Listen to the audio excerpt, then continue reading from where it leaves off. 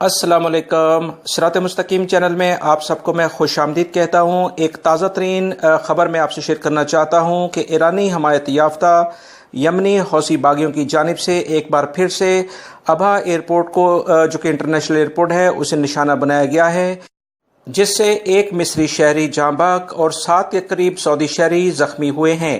مزید اس کی تفصیلات جو آئی ہیں کہ یمنی حوثی باغیوں کی جانب سے ایک میزائل داغا گیا جس کا نشانہ ابہا انٹرنیشنل ایئرپورٹ تھا، اور جیسے ہی وہاں پر وہ گرا تو اس کے بعد وہاں پر جو بھی واقعات پیش آئے ہیں اس کے مطابق ایک جو مصری شہری ہے وہ جاں بحق ہوا ہے اور 7 کے قریب سعودی شہری زخمی ہوئے ہیں، جنہیں فوری طور پر قریبی ہاسپٹل میں پہنچا دیا گیا ہے۔ اس بارے میں مزید جو ابہا ایئرپورٹ پر جو مزید تفصیلات آئی ہیں کہ وہاں پر فلائٹوں کا نظام جو ہے فی الوقت وہ نارمل روٹین پہ چل رہا ہے۔